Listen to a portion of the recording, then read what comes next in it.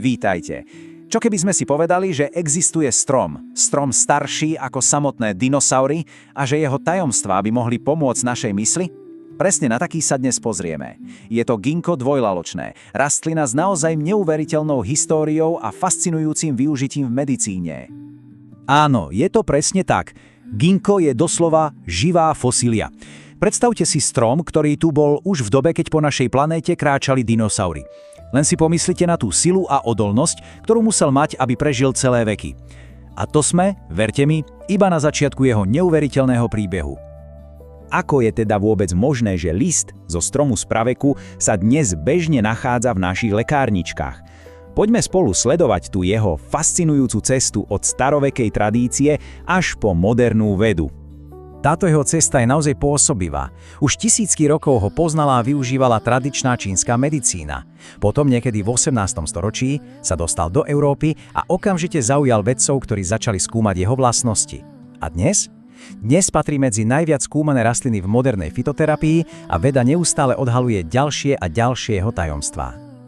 A presne tuto to začína byť mimoriadne zaujímavé. Viete, to, čo starovekí liečitelia tak nejak intuitívne opísali slovami ako oslabenie mysle alebo stagnácia energie, to dnes veda vysvetľuje cez úplne konkrétne mechanizmy, lepšiu mikrocirkuláciu a ochranu buniek. Je to vlastne dokonalý príklad toho, ako sa historické pozorovania stretávajú s našim moderným chápaním. Dobre, poďme sa teraz ponoriť ešte hlbšie. Čo presne robí tie charakteristické vejarovité listy takými výnimočnými? Nuž, odpoveď, ako to už často býva, sa skrýva v chémii. Prvou kľúčovou skupinou látok sú flavonoidy. Predstavte si ich ako takých osobných strážcov našich buniek.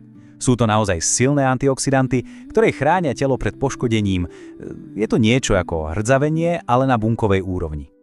No a potom je tu druhá skupina, ktorá robí ginkgo skutočne unikátnym, sú to terpénové laktóny, ako napríklad ginkgogolidy a bilobalit, ktoré sa nachádzajú takmer výlučne v ginku. A práve tieto zlúčeniny sú zodpovedné za jeho špecifické účinky na náš obehový a nervový systém. Dobre, takže už vieme, čo sa v tých listoch nachádza. Ale teraz sa poďme pozrieť na tú najdôležitejšiu otázku. Ako tieto látky vlastne fungujú, keď sa dostanú do nášho organizmu? Pozrime sa na ten proces pekne krok za krokom. Po užití sa aktívne látky dostanú do krvi.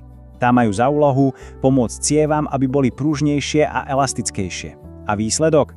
Lepšia mikrocirkulácia. To znamená prekrvenie aj tých úplne najmenších cievok, napríklad v mozgu alebo v končatinách. A ako taký bonus, popri tom všetkom, flavonoidy chránia nervové bunky.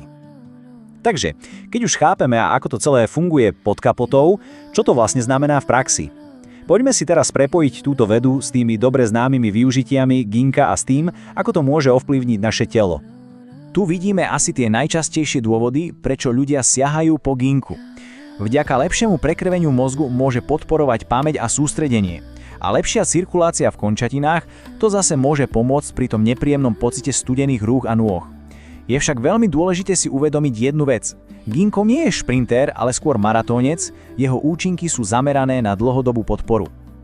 Ale ako pri každej účinnej látke, aj tu je dôležité poznať aj druhú stranu mince. Pre vyvážený pohľad je absolútne nevyhnutné hovoriť aj o bezpečnosti a samozrejme o zodpovednom používaní. Táto otázka je nesmierne dôležitá. A odpoveď, tá nie je jednoduché áno alebo nie. Ako pri mnohých veciach, aj tuto závisí od viacerých faktorov. Tým úplne najdôležitejším bodom je vplyv na zrážanlivosť krvi. To znamená, že ak niekto užíva lieky na riedenie krvi, kombinácia s ginkgom si vyžaduje, a to zdôrazňujem, absolútnu opatrnosť a konzultáciu s lekárom. Rovnako dôležité je informovať lekára pred akoukoľvek plánovanou operáciou a treba si dobre zapamätať, ginkgo je doplnok výživy, nie je to všeliek, ktorý by mal nahrádzať štandardnú liečbu. Toto je zlaté pravidlo, či už ide o ginkgo alebo akýkoľvek iný doplnok, konzultácia s odborníkom, ktorý pozná konkrétny zdravotný stav, je úplne kľúčová. Len tak je možné zaistiť bezpečné a efektívne používanie.